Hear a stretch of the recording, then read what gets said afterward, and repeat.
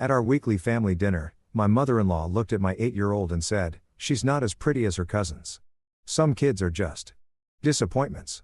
My daughter stopped breathing for a second. I smiled and said, "Keep talking. You have about 3 hours left to run your mouth." And 3 hours later, the meatloaf sat in the center of Barbara's dining table like a centerpiece no one wanted to admire. Steam rose from it in lazy spirals, carrying the scent of overcooked ground beef and too much onion powder. Derek Wyatt cut a piece for his daughter Ellie, placed it on her plate alongside a scoop of lumpy mashed potatoes, and watched as she poked at it with her fork.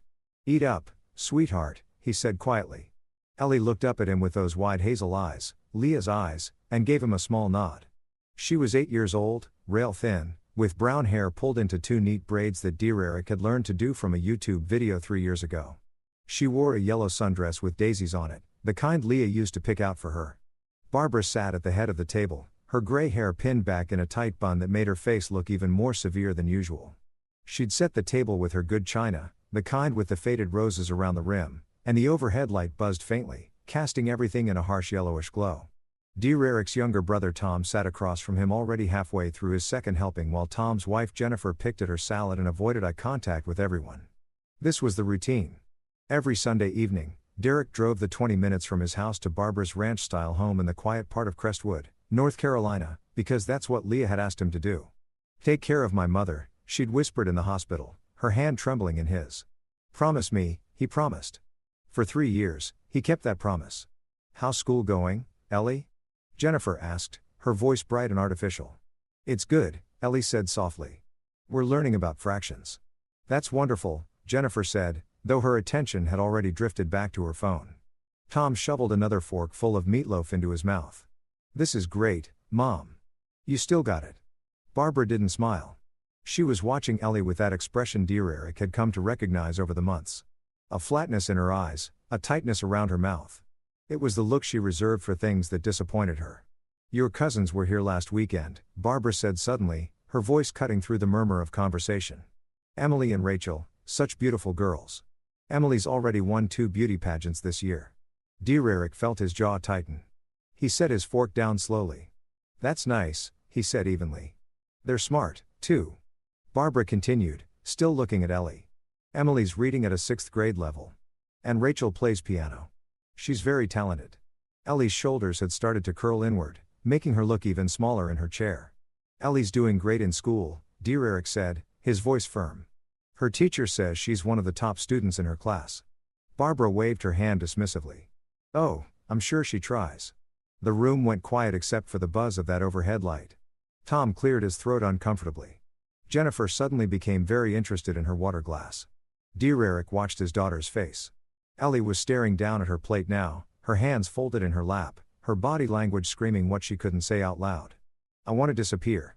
"She's not as pretty as her cousins," Barbara said flatly, as if she were commenting on the weather. "Some kids are just disappointments." The word hung in the air like smoke. Dear Eric felt something crack inside his chest. Not break. He broke in 3 years ago when Leah died. This was different. This was the sound of the last thread of patience snapping. He lifted his head slowly and looked at Barbara.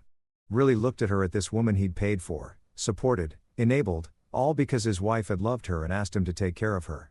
This woman who had never once said, "Thank you," never once acknowledged what he'd sacrificed, never once showed an ounce of warmth to the granddaughter who'd lost her mother. Dear Eric smiled. It was a careful smile, controlled and practiced. The kind he used in business meetings when someone was about to get fired and didn't know it yet. "Keep talking, Barbara," he said calmly. His voice was quiet, almost pleasant. "You've got about 3 hours left to run your mouth," Tom laughed nervously. "Derek, come on, man." 3 hours, Derek repeated, still smiling. He reached over and gently placed his hand on Ellie's shoulder. "Finish your dinner, sweetheart. We're leaving soon." Barbara's eyes narrowed. "What's that supposed to mean?" Dear Eric didn't answer. He took another bite of meatloaf, chewed slowly, and let the silence stretch out. Jennifer had gone pale. Tom was looking between Derek and Barbara like he was watching a tennis match. "You can't seriously be upset," Barbara said. "I'm just being honest. The girl needs to know." "Her name," Dear Eric interrupted, his voice dropping lower, "is Ellie. And you just called my daughter a disappointment to her face." "Oh, for heaven's sake." Dear Eric stood up. The chair scraped against the linoleum floor loud in the sudden quiet. "Come on, I'll get your jacket." Ellie didn't need to be told twice. She slid out of her chair and hurried toward the coat rack by the door. "You're being ridiculous," Barbara said. But there was something uncertain in her voice now. "I was just 3 hours," Derek said again. He pulled his car keys from his pocket. "That's how long you have left to enjoy the life I've been paying for." He walked out without looking back. The drive home was quiet except for the hum of the engine and the occasional rush of air as other cars passed them on the highway. Street lights swept over the windshield in steady pulses. White, yellow, like a heartbeat. Derek kept his hands at 10 and 2, his breathing controlled, his mind already making calculations. In the rear-view mirror, he could see Ellie curled up in her booster seat, her eyes closed. She wasn't asleep. He could tell by the way her eyelids fluttered, but she was pretending to be. And he let her have that. The anger hadn't faded. It sat in his chest like a hot coal, steady and constant. But Derek had learned a long time ago how to use anger, how to let it fuel him instead of control him. 3 years. 3 years of bending over backward for Barbara. 3 years of writing checks and making sacrifices and gritting his teeth through her casual cruelty. He paid her car note every month, $387 like clockwork. He'd covered her supplemental health insurance when Medicare wasn't enough, $240 a month. He'd contributed $4,000 toward her knee surgery last year when she'd claimed she couldn't afford it. He'd send her help. Money every few months, $1,500 here, $300 there. Whenever she called with some crisis or another, and for what? So she could call his daughter a disappointment. Derek's hands tightened on the steering wheel. He glanced in the rear-view mirror again. Ellie had opened her eyes now. She was staring out the window at the passing trees, her expression blank. "Daddy," she said quietly. "Yes, sweetheart. Am I pretty?" Derek felt that crack in his chest widen. He pulled off at the next exit, not their usual route home, and turned into the empty parking lot of a closed grocery store. He put the car in park, unbuckled his seat belt, and turned around to face her. "Look at me, Yell." She did. Those hazel eyes were brimming with tears. "Now ooh," he said firmly, "are beautiful. You're smart. You're kind. You're everything your mom and I ever hoped for." He reached back and squeezed her small hand. "And anyone who says otherwise is wrong. Do you understand me?" "But Grandma said," "Grandma," Derek said slowly, "is a bitter, unhappy person who takes her misery out on everyone around her. That's not about you. That's about her." Ellie sniffled. "Are we going back next Sunday?" "No, ever." Derek paused. He thought about Leah. About that promise he'd made. "Take care of my mother." But Leah had never known how Barbara would treat Ellie. Leah had died. Believing her mother was just difficult. Not cruel. If Leah had seen what happened tonight, if she'd heard Barbara call their daughter a disappointment, she would have been the first one out the door. "No," Derek said again. "Not ever." He'd kept his promise to a dead woman long enough. It was time to keep his promise to the living one sitting in the back seat. Monday morning came with the kind of crystalline clarity that follows a major decision. Derek woke at 6, made coffee, got Ellie ready for school, and dropped her off with a hug that lasted longer than usual. Then he drove to his office, a small accounting firm, where he was a partner, closed his door, and pulled up his laptop. First, he opened his banking app. Barbara's car payment was set to autodraft on the 15th of every month. Derek navigated to the scheduled payment section and hit cancel. The confirmation popped up immediately. Payment canceled. Next, the supplemental health insurance. He called the insurance company, navigated through the phone tree, and finally reached a representative. "I need to remove a covered person from my policy," he said. "Sure thing. Can I have the policy number?" He rattled it off. The representative typed something, then asked, "And who are you removing?" "Barbara Hutchins." "Okay. And when would you like this to take effect?" "Immediately." "All right, sir. I've made that change. She'll receive a notification in the mail within 5 to 7 business days." "Perfect. Thank you." He hung up and moved on to the next item, the knee surgery. Barbara's surgeon had set up a payment plan and Derek had been covering it $120 a month for the past 8 months. He called the billing department. "I need to cancel my automatic payments for account number 77432B. "Let me pull that up." "Okay, I see it. Can I ask why you're canceling?" "The patient needs to handle her own finances going forward." "Understood. I'll cancel the remaining payments. The balance will revert to the account holder." That worked for me. The last item was the monthly help money. That was easy. He simply deleted the recurring transfer from his account to hers. When he was finished, Dear Eric sat back in his chair and stared at the computer screen. 3 years of financial support gone in 30 minutes. He felt no guilt, no second thoughts, just a clean, sharp sense of closure. He opened his phone and typed out a message. Barbara, going forward, you'll need to handle your own finances. My responsibility is to Ellie, not to you. Don't contact me again. He hit send. Then he blocked her number. His phone rang 6 seconds later. A call from an unknown number. He let it ring. It went a voicemail. 2 minutes later, another call. Same thing. By noon, she tried 11 times from different numbers. Dear Eric ignored every single one. At 3:15, he picked Ellie up from school. She climbed into the car with her backpack and a drawing she'd made in art class. A house with a big sun over it and 2 stick figures holding hands. That's us, she said, showing it to him proudly. It's perfect, he said, and meant it. That night, they ordered pizza and watched a movie. And for the first time in 3 years, Dara didn't spend a single second worrying about Barbara's needs. She'd won a war. Now she had won. 2 weeks passed in relative peace. Ellie's smile came back little by little. She laughed more. She drew more pictures. Dear Eric started sleeping through the night again, no longer waking at 2 a.m. with a nagging guilt that he should check his phone to see if Barbara needed something. Then, on a Tuesday afternoon, Derek came home from work to find Barbara standing on his front porch. She was wearing a navy blue pantsuit that looked like she'd borrowed it from someone else. Too big in the shoulders, too long in the sleeves. Her hair was down for once, framing her face in a way that made her look older and somehow more fragile, but her eyes were hard. We need to talk, she said. Derek closed his car door slowly.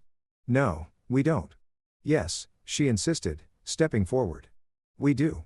You can't just cut me off like that, Derek. I have bills. I have responsibilities. I don't care what you need. Barbara blinked. Excuse me. You heard me. Dear Eric walked past her toward his front door, keys in hand. You insulted my daughter in front of everyone. You called her a disappointment. I was trying to motivate her by tearing her down. Derek turned to face her. What kind of motivation is that? She needs to know that life isn't easy, Barbara said defensively. That she has to work harder than other kids if she wants to succeed. She's 8 and she needs to be prepared. She needs, Derek said, his voice dropping to something cold and final, to be around people who love her. You're not one of those people. Barbara, his face hardened. You're being irrational. You're emotional. You're making decisions based on anger instead of logic. I'm making decisions, Derek corrected. Based on what's best for my daughter, which is something I should have done 3 years ago. Leo would be ashamed of you. The words hit like a slap. Dear Eric felt his chest tighten, but he didn't flinch. Didn't look away. Leah, he said quietly, would be ashamed of you for treating her daughter the way you have. Barbara opened her mouth, closed it, opened it again. You're being cruel. No, Dear Eric said, I'm being a parent. Now get off my property. Barbara's expression shifted. Then the false vulnerability dropped away, replaced by something sharper. Something calculating. You're not stable, she said slowly. You're raising a little girl alone. You're clearly struggling. Anyone can see that. Dear Eric felt a cold thread of warning run down his spine. What are you saying, Barbara? Straighten her shoulders. I'm saying that Ellie deserves better than this. Better than an unstable single father who flies off the handle over nothing. She deserves stability, love, structure. She is all of that. Does she? Barbara tilted her head. Because from where I'm standing, it looks like you're failing her. I think a judge might agree. Dear Eric stared at her. You're threatening me. I'm stating facts. Barbara said. Ellie would be better off with me. I have time. I have experience. I have a stable home environment. Dear Eric laughed once. The sound was harsh and humorless. You have a home environment I paid for that you can no longer afford. I'll manage. No. Dear Eric said, you won't, and you definitely won't have Ellie. Barbara's face twisted into something ugly. We'll see about that. She turned and walked down the porch steps, her footsteps sharp against the concrete. Dear Eric watched her get in her car, a Honda Civic that he'd been paying for until 2 weeks ago, and drive away. He stood there for a long moment, breathing slowly, forcing his heart rate to settle. Then he pulled out his phone and made a call. Harland and Associates. A crisp voice answered. I need to speak with Dana Harland, Derek said. Tell her it's Derek Wyatt. Tell her it's urgent. The law office of Harland and Associates occupied the second floor of a brick building downtown, sandwiched between a coffee shop and a real estate agency. Derek sat in the waiting room, his leg bouncing slightly, while smooth jazz played softly from hidden speakers. The walls were decorated with framed degrees and photographs of Dana Harlan shaking hands with various local politicians and community leaders. Mr. Wyatt, a woman in her mid-40s, appeared in the doorway.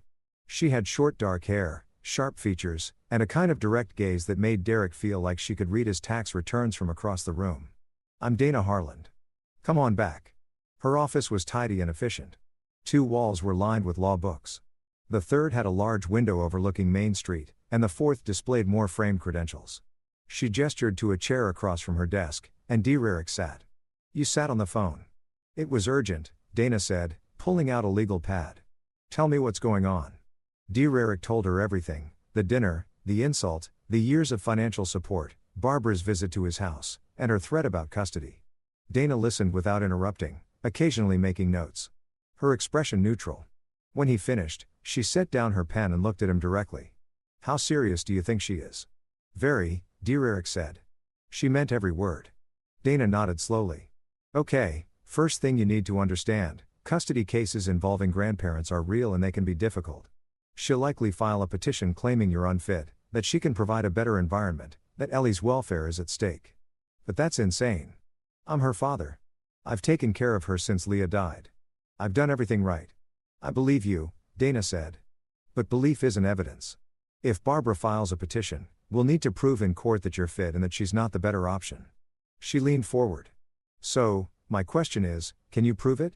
"Prove what?" "That you've been supporting her financially? That you're a good father? That she's been the problem, not you?" Derek felt a surge of confidence. "Yes, I kept everything. Bank statements, receipts, cancelled checks. I have documentation going back 3 years showing every payment I made on her behalf." Dana's expression shifted slightly. "Approval maybe, or relief." "Good. That's very good. What about witnesses? People who can testify to your character as a father. Ellie's teacher, her pediatrician, the parents of her friends from school." "Perfect. And witnesses who saw Barbara's behavior toward Ellie." Derek hesitated. "My brother and his wife were at the dinner. They heard what she said. Will they testify?" I don't know. They might not want to get involved." Dana made a note. "We'll work on that. What about the dinner itself? Did you record it?" Derek felt his stomach sink. "No." "Okay." Dana tapped her pen against the pad. "Here's what's likely to happen. She'll file the petition within the next week or 2. You'll be served with papers. Then we'll have a preliminary hearing where a judge will determine if there's enough cause to proceed.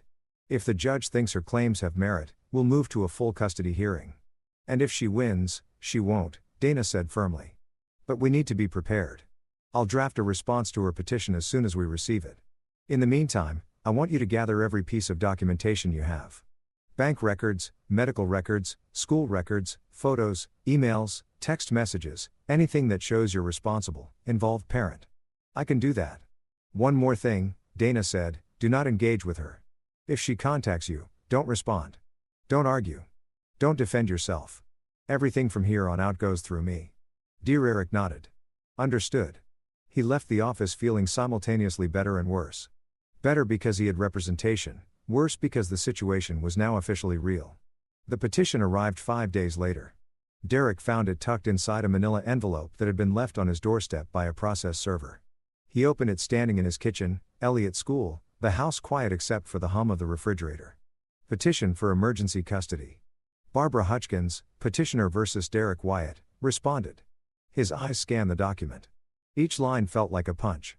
Petitioner alleges that respondent is emotionally unfit to care for the minor child. Petitioner alleges that respondent is financially irresponsible and has failed to maintain stable housing and employment. Petitioner alleges that respondent exhibits erratic and threatening behavior, creating an unsafe environment for the minor child. Petitioner requests temporary custody pending a full hearing. Derek read it twice, then a third time. The lies were so blatant, so absurd that part of him wanted to laugh, but another part, the part that had watched Leah die and knew how quickly life could fall apart, felt a spike of genuine fear. He called Dana immediately. "I got the petition," he said. "I'll be there in an hour. Don't do anything until I arrive." She showed up with a leather briefcase and a grim expression. They sat at his kitchen table, the petition spread out between them. "This is aggressive," Dana said. "She's claiming you're unstable, broke, and dangerous. She's asking for emergency custody, which means she wants Ellie placed with her immediately while the case is pending. Can she do that? A judge could grant it if they believe there was an immediate risk to Ellie's safety. But based on what you've told me and what I'm seeing here, that's unlikely. She pulled out her own legal pad. Let's go through this point by point. She claims you're financially irresponsible. Can you prove otherwise? Derek pulled out his laptop and opened his banking records. I have 6 months of pay-ups. My mortgage is paid on time every month. Utilities never late. I have a retirement account. College savings for Ellie emergency fund. Perfect. She claims you're emotionally unstable. Witnesses? Like I said, Ellie's teacher can testify. So can her doctor. I can get letters from neighbors if needed. Do it. Get as many as possible. Dana made notes. She also claims you threatened her. Did you? Derek thought back to that night on his porch. I told her to get off my property. That's it. Good. Stick to that story.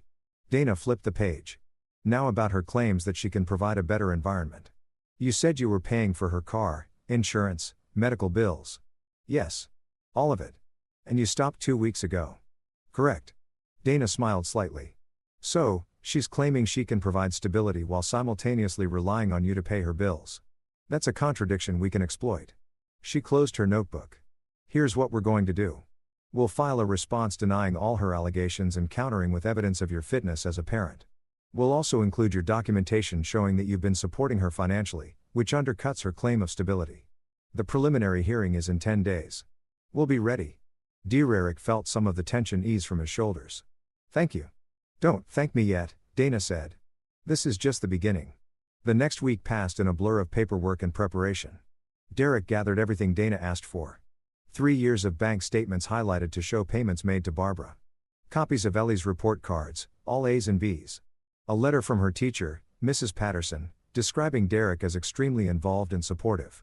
A letter from Ellie's pediatrician confirming she was healthy, well cared for, and showed no signs of neglect or abuse. Character references from 2 neighbors and the father of Ellie's best friend. Photographs of Ellie at her birthday parties, school events, soccer games, all showing a happy, healthy child. Dana organized everything into a binder with color-coded tabs. This, she said, holding it up is how we win. The preliminary hearing took place in the Crestwood County Courthouse, a stately building with marble floors and high ceilings that made every footstep echo. Derek arrived early with Dana. Both of them dressed in business attire. They sat at the respondent's table, and Derek tried to slow his breathing. Barbara entered 10 minutes later with her attorney, a middle-aged man in an ill-fitting suit, who introduced himself as Roger Pruitt. Barbara wore a tasteful gray dress and pearl earrings. Her hair pulled back, her expression serene. She looked like someone's kindly grandmother.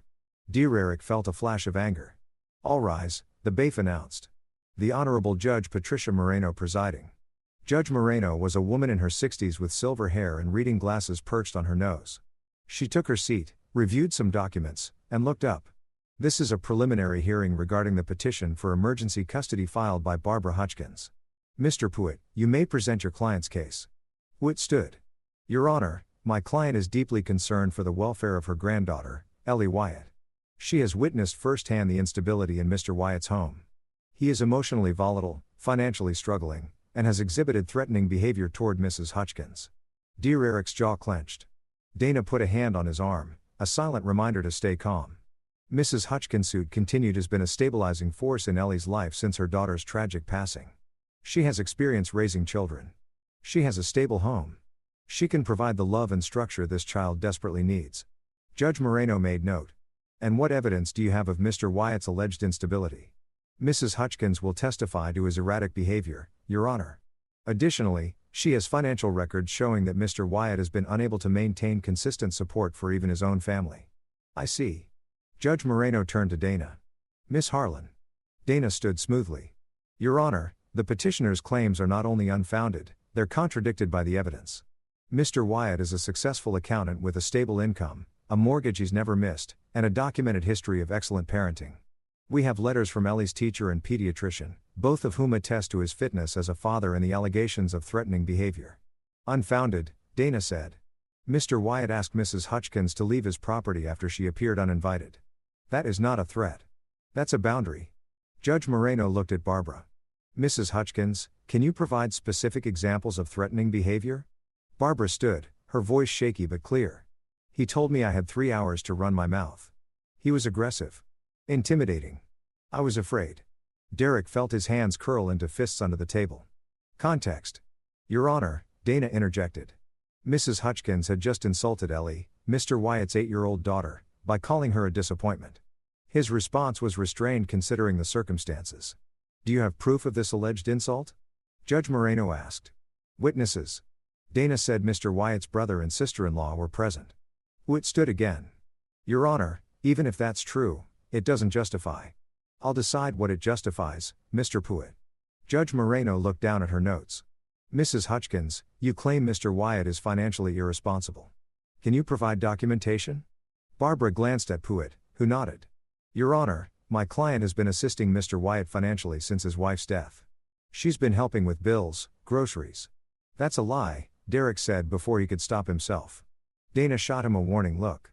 Judge Moreno raised an eyebrow. Mr. Wyatt, you'll have your chance to speak. I apologize, Your Honor, Derek said. But it's important, you know.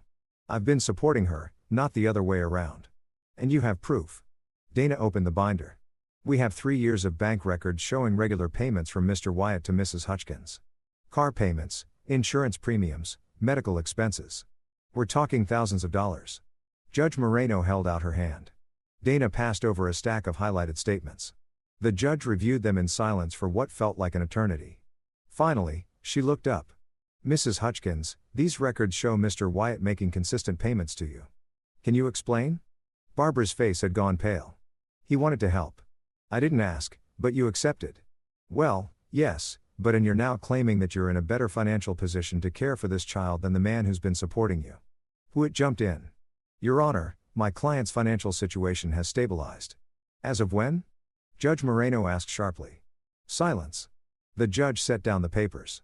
I'm not seeing sufficient evidence of immediate danger to warrant emergency custody.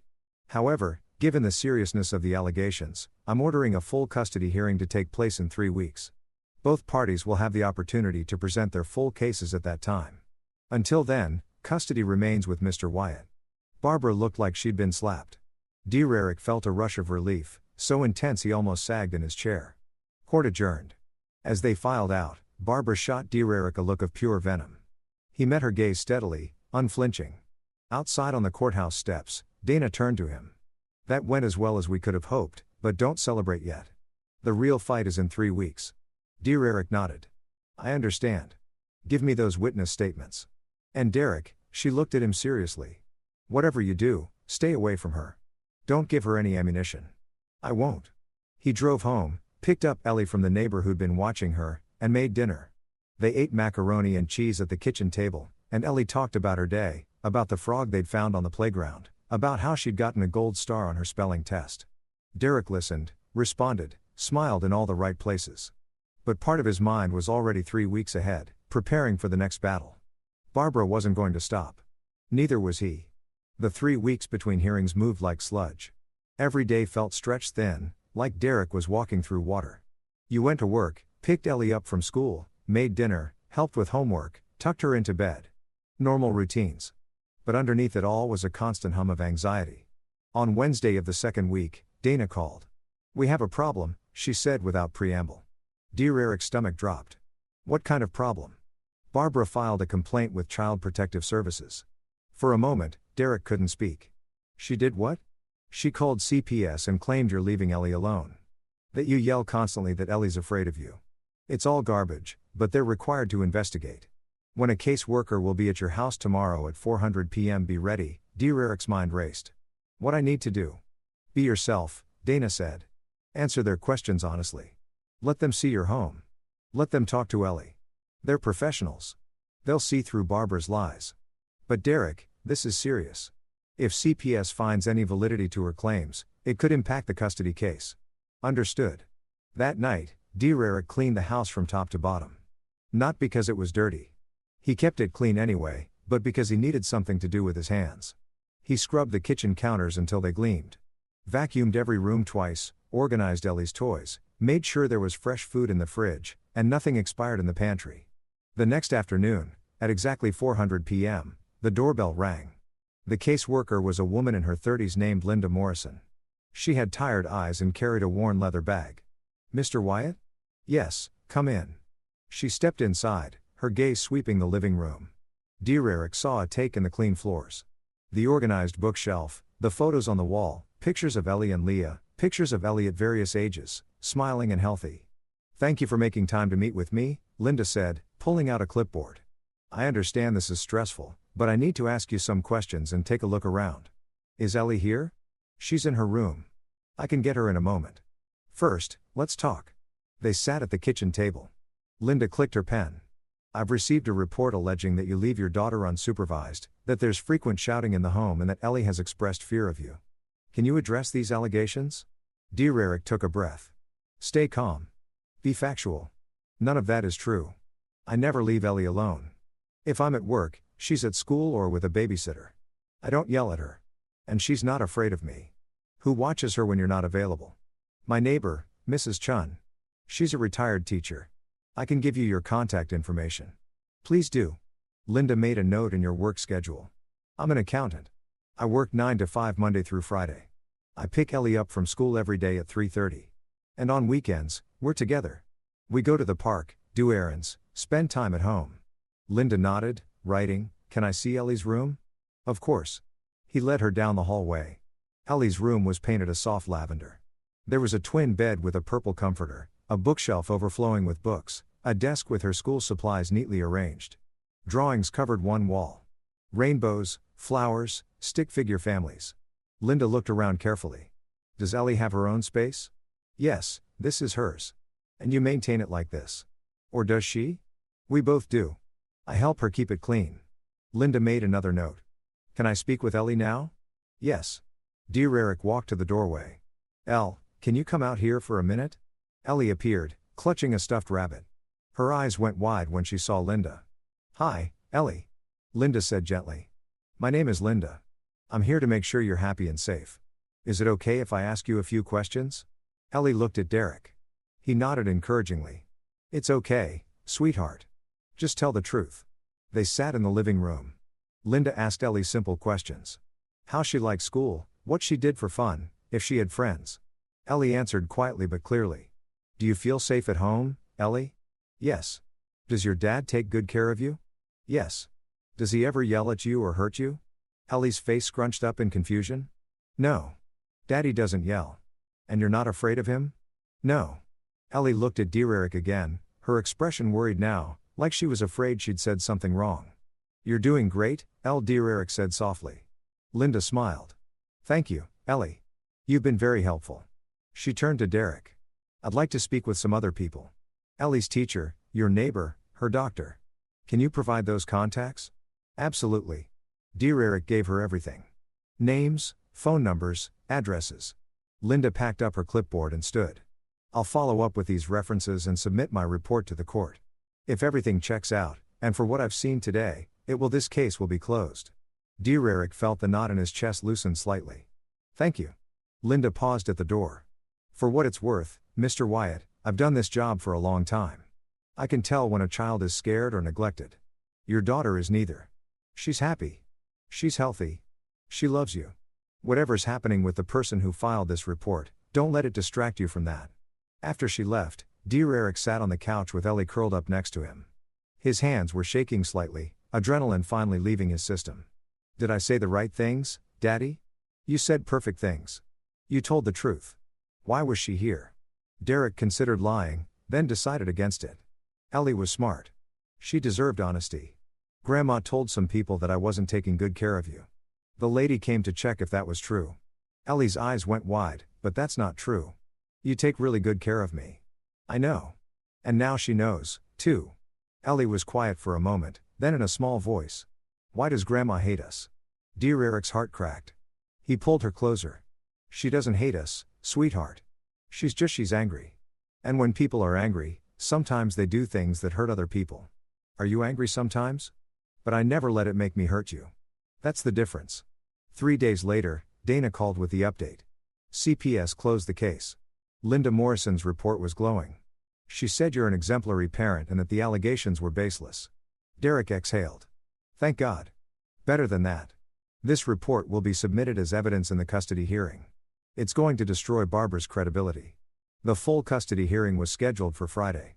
Derrick spent the days leading up to it in a state of controlled focus. He reviewed his testimony with Dana. He prepared himself mentally for seeing Barbara again. He made sure Ellie was settled with Mrs. Chan for the day.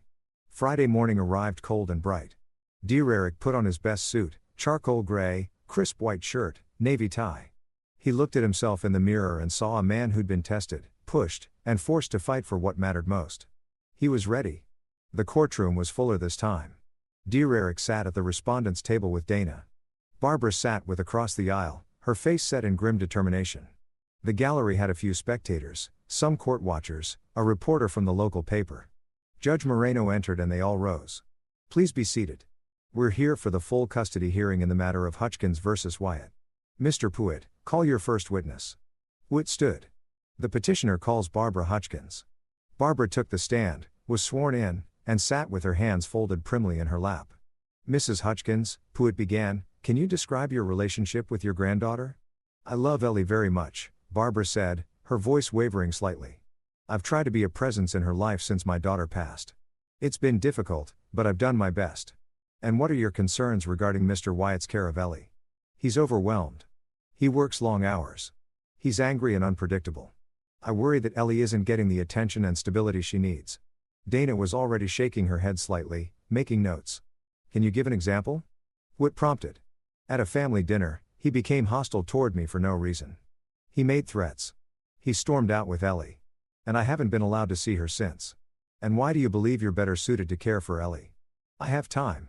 I have experience. I raised my own daughter successfully. I can give Ellie the love and structure she deserves. Pruitt nodded. No further questions. Judge Moreno looked at Dana. Cross-examination. Dana stood holding a folder. Mrs. Hutchins, you testified that you've tried to be a presence in Ellie's life. Is that accurate? Yes. And yet, over the past 3 years, how many times have you visited Ellie outside of those family dinners? Barbara hesitated. Well, it's difficult. I don't drive much. How many times? I am not sure. Let me help you. According to Mr. Wyatt's records, you visited Ellie's home exactly twice in 3 years. Does that sound right? Barbara's face tightened. I suppose. And during those weekly dinners, did you ever bring Ellie a gift? Take her out for ice cream. Ask about her interests. We talked. Did you? Silence. Dana flipped the page. Mrs. Hutchkins, at the dinner on November 10th, you made a comment about Ellie. Do you remember what you said? I don't recall exactly. You said, and I quote, she's not as pretty as her cousins. Some kids are just disappointments. Do you remember that? Barbara went pale. It was taken out of context. What context makes it acceptable to call an 8-year-old child a disappointment? I was trying to motivate her by insulting her. I didn't mean Mrs. Hutchkins. Dana said, her voice sharp. You claim to love Ellie. But you visited her twice in 3 years. You've never attended a school event. You've never called to ask how she's doing. And when you do see her, you insult her. Is that your definition of love? That's not fair. No further questions. Barbara left the stand looking shaken. Pruitt called no other witnesses. He didn't have any. Dana, on the other hand, called 4. First, Mrs. Patterson, Ellie's teacher. She testified that Derrick was involved, attended every parent-teacher conference, volunteered for field trips, and that Ellie was thriving academically and socially. Second, Dr. Ramirez, Ellie's pediatrician. He testified that Ellie was healthy, up to date on all vaccinations, and showed no signs of neglect or abuse. Third, Mrs. Chun, the neighbor, she testified that Derrick was attentive, that Ellie was well cared for, and that she never witnessed any concerning behavior. Fourth, Linda Morrison, the CPS caseworker.